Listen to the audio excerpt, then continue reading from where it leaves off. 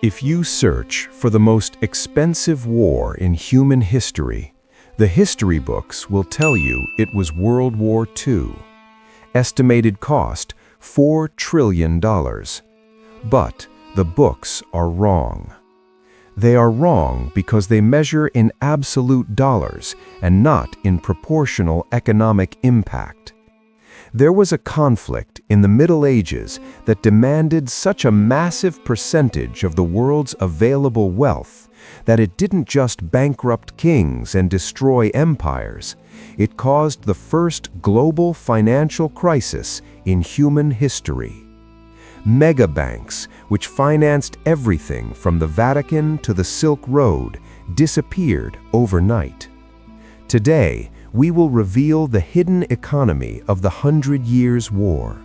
We will audit the vaults of Edward III, discover how much it cost to put a single knight on the battlefield, and prove why, in the end, gold killed far more men than steel. To understand the size of this financial black hole, you must forget the romantic vision of medieval warfare that Hollywood sold you. Knights fighting for honor, glory, and love. Forget it. War in the Middle Ages was a brutal corporate business, and the operating cost was terrifying. Let's calculate the cost of a single English knight in the year 1340. First, the equipment. A full suit of tempered steel armor was the equivalent of a modern fighter jet. It cost about 16 pounds.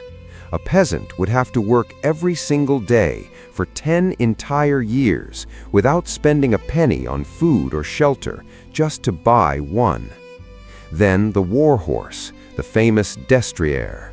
It cost up to 80 pounds. Today, that would be the equivalent of buying a luxury Ferrari just to crash it into a wall of spears. The daily maintenance cost of a single knight was equal to the survival of a small village.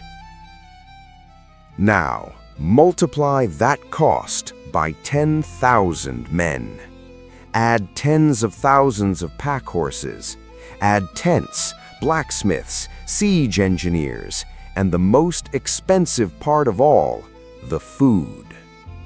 King Edward III wanted to conquer the throne of France, but England, at the time, was a small agrarian economy. There was not enough gold in the country's vaults to pay for a single week of this war. So, what did he do? He did what any desperate CEO would do today. He took a monstrous loan and leveraged his entire kingdom. Welcome to the backstage of medieval Wall Street. The real masters of capital were the Italian bankers, the Bardi and Peruzzi families.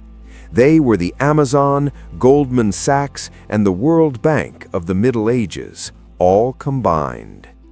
Edward marched to France not with English taxes, but with the speculative money of Italian bankers. As collateral, Edward committed the greatest economic madness of the era. He gave the bankers the royal monopoly over all English wool exports. The entire country became the guarantor of the king's war. But here is the dirty secret of medieval logistics. The money evaporated before the first sword was even drawn. Mercenaries did not accept patriotism as payment. They wanted heavy gold coins paid in advance. And then, the worst-case scenario for any investor happened. The war stalled. It became a war of sieges, and sieges were the money grinders of the Middle Ages. During the Siege of Calais, Edward had to maintain 30,000 men camped for a year.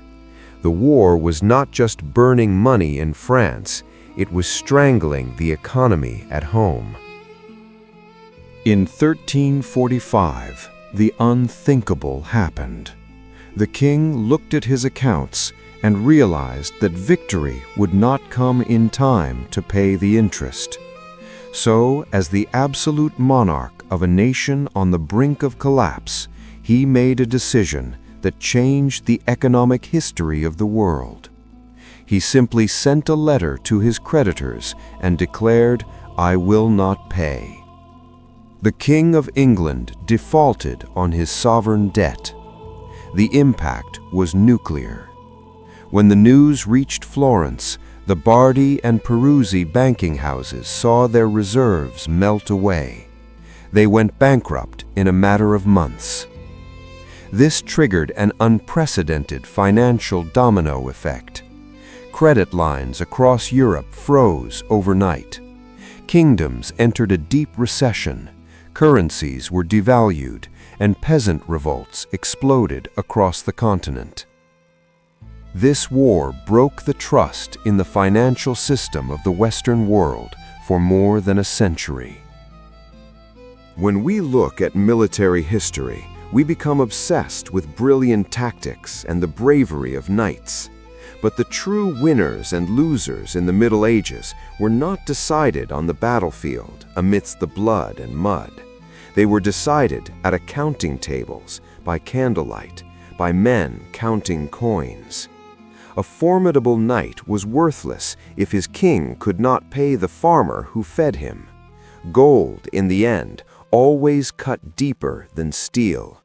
If you want to understand how money truly moved the hidden gears of history, and what was the dark secret of the mercenaries who took advantage of this financial chaos to create their own empires, that will be the topic of our next video. Click on the screen to subscribe, and don't miss how the most cost-effective army of the Middle Ages was created. Until the next strategy.